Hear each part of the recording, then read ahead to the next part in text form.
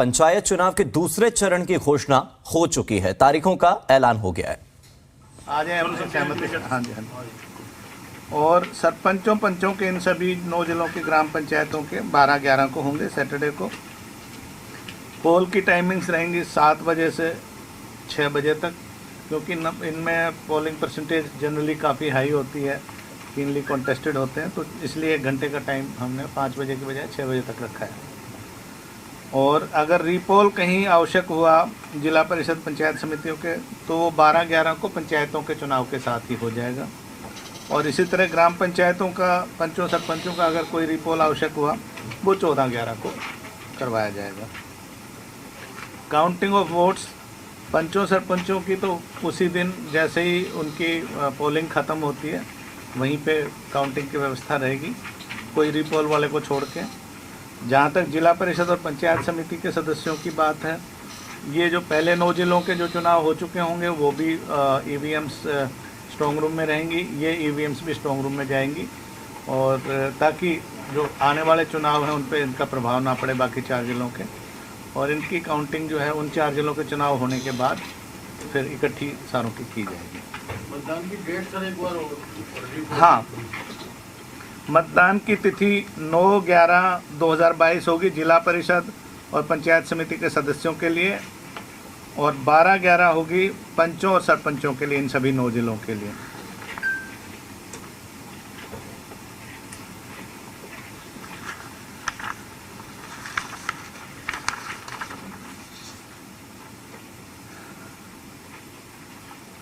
District wise number of voters और polling station जो है इस फेज़ की हमने इसमें हैंडअप जो आपको हैंड आउट दिया है इसमें दी हुई है।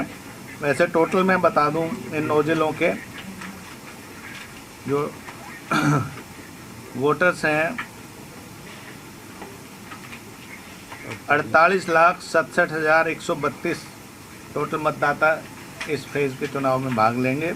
इनमें से 25,89,270 पुरुष हैं और 22,77,795 महिला वोटर्स हैं। अदर्स की संख्या 67 है। पोलिंग बूथ इन 9 जिलों में रहेंगे 5,963, जिनमें संवेदनशील 976 और अति संवेदनशील यानी हाइपर सेंसिटिव 1,023।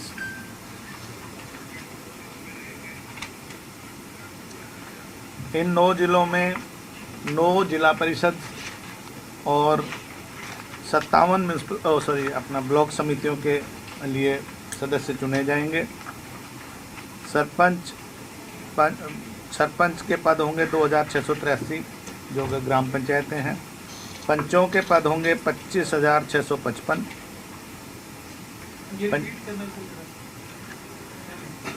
जो ये 9 जिले हैं इसमें जिला परिषद तो आप समझ सकते हैं 9 ही होंगी, पंचायत समितियां 57 होंगी, 2,683 ग्राम पंचायत तो उतने ही सरपंच हो गए। पंच जो हैं 25,655, इन 2,683 पंचायतों में 25,655 पंच चुने जाएंगे। जो पंचायत समितियां 57 हैं उनमें 1,244 सदस्य चुने जाएंगे, और जो 9 जिला परिषद हैं उनमें 158 सदस्य चुने जाएंगे। कुल जो पद इन 9 जिलों के होंगे 29,740 पदों के लिए यह चुनाव होगा। इन जिलों में भी आदर्श चुनाव?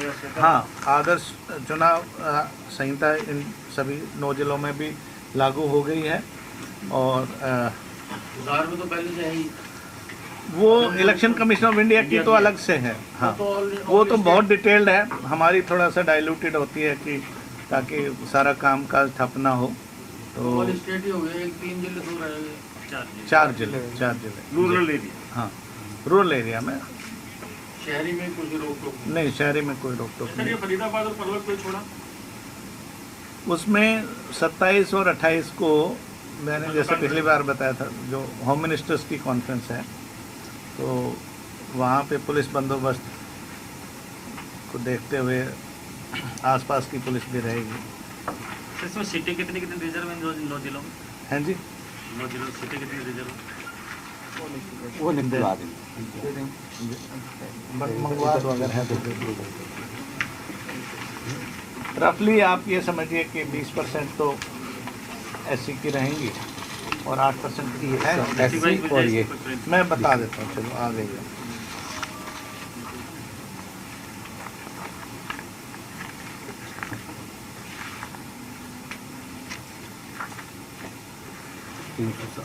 हाँ और ये 20 से 107। इन 9 जिलों में 1244 सीटें तो महिलाओं के लिए आरक्षित होंगी। 307 इनमें से एससी वुमेन, नहीं सॉरी, टोटल सीट है 1244। ये किसकी है? पंचायत समितियों की। हाँ, 307 including for SC women, SC and SC women, 117 backward class. हाँ जी, बाकी जिलावार आगे दिया हुआ है block wise. SC women and SC man. आज ये अटैच नहीं है सर। आज इसमें है। हाँ दे दो मंगवाओ मंगवा। फिर तो क्लियर ही हो जाएगा। हाँ जी। तो पिछले वाला भी देता है आरक्षण वाला, तो पिछले 9 जिलों को भी आरक्षण वाला दे देना, क्योंकि वो आरक्षण का उसमें भी नहीं आया था। 18 जिलों का दे दो।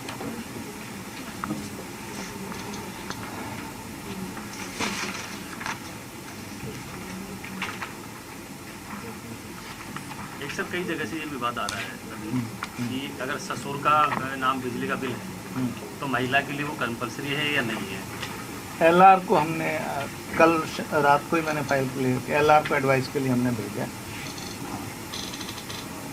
तो उसमें बिजली पानी सभी के बिल आगे होंगे। बिजली पानी की तो नहीं इसमें है। बिजली का बिल है, प्राइमरी एग्रीकल्चर कोऑपरेटिव सोसाइटी है, सेंट्रल कोऑपरेटिव बैंक है और PARDB बोलते हैं जिसको, सॉरी HSARDB बोलते हैं, पहले लैंड मॉर्गेज बैंक जिसको बोलते हैं, Haryana state agriculture and rural development bank HSARDB, उसके लोन है। तो बाकी तो पुलिस से तो डिटेल अपने क्रिमिनल केसेस की उन्होंने लेनी होती है अपलोड करने के लिए।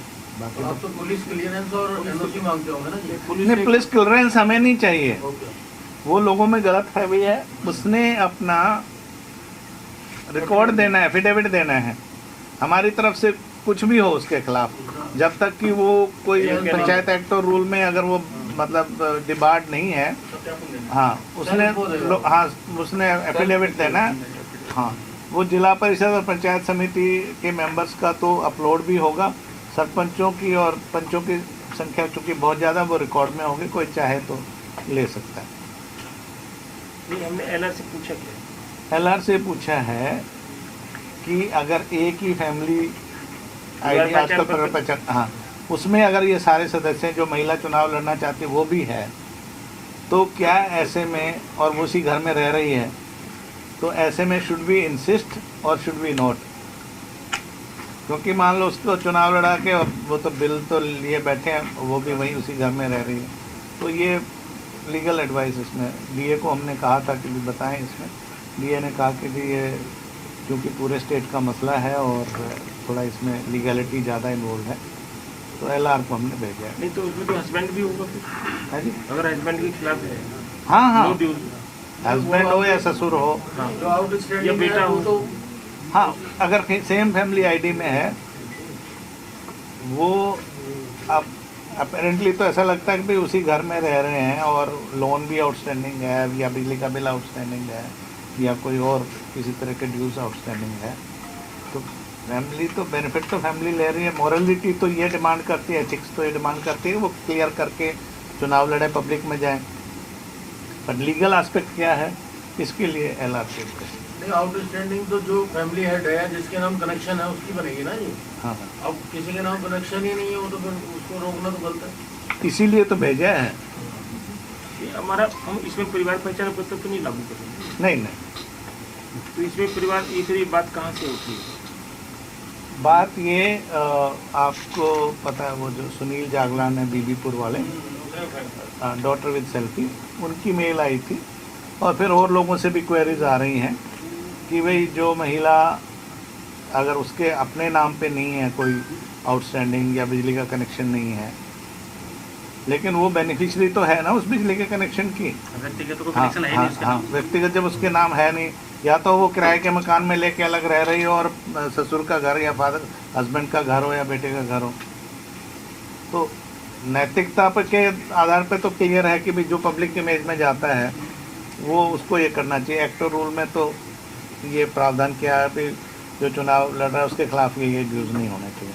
सर कई थानों से सर्वसम्मति के नाल जी। चुनाव हो रही हरियाणा जी हुई हाँ जी, हाँ जी, कोई खबर आ रही है जी। ਕੀ ਕੋਈ ਐਸੀ ਪ੍ਰੋਵੀਜ਼ਨ ਹਰਿਆਣਾ ਗਵਰਨਮੈਂਟ ਵੱਲੋਂ ਹੈ ਕਿ ਜਿੱਥੇ ਸਰਵਸੰਮਤੀ ਦੇ ਨਾਲ ਚੋਣ ਹੋ ਜਾਂਦੀ ਹੈ ਤੇ ਉਹਨਾਂ ਪੰਚਾਇਤਾਂ ਨੂੰ ਕੋਈ ਫਾਈਨੈਂਸ਼ੀਅਲ ਏਡ ਦਿੱਤੀ ਜਾ ਰਹੀ ਹੈ? गर्म साहब है हरियाणा सरकार ने जारी कर दिया हाँ, हाँ। 11 लाख रुपए कर दिए। वो करा है, अगर पूरी पंचायत होती तो शायद 11 लाख है।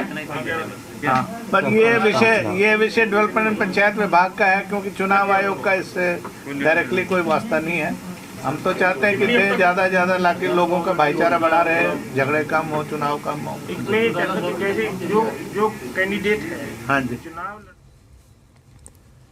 तो इस वक्त की बड़ी खबर हम आपको दिखा रहे हैं कि पंचायत चुनाव के दूसरे चरण की तारीखों का ऐलान हो चुका है। आपको बता दें कि आचार संहिता लागू हो चुकी है। दूसरे चरण के जहां भी 9 जिलों में चुनाव होने वाले हैं, वहां पर जिला परिषद के चुनाव होंगे, पंचायत समिति के चुनाव होंगे और पंच सरपंच पद के लिए चुनाव होंगे। आपको बता दें कि जिन 9 जिलों में दूसरे चरण में चुनाव होने हैं, उनकी प्रक्रिया कुछ ऐसे शुरू होती है कि 21 अक्टूबर से 28 अक्टूबर तक नामांकन यानी कि पर्चे भरे जाएंगे। 29 अक्टूबर को नामांकन पत्र की जांच होगी। 31 अक्टूबर को नाम वापसी की आखिरी तारीख होगी और 9 नवंबर को जिला परिषद और पंचायत समिति के चुनाव और 12 नवंबर को पंच और सरपंच पद के चुनाव होंगे।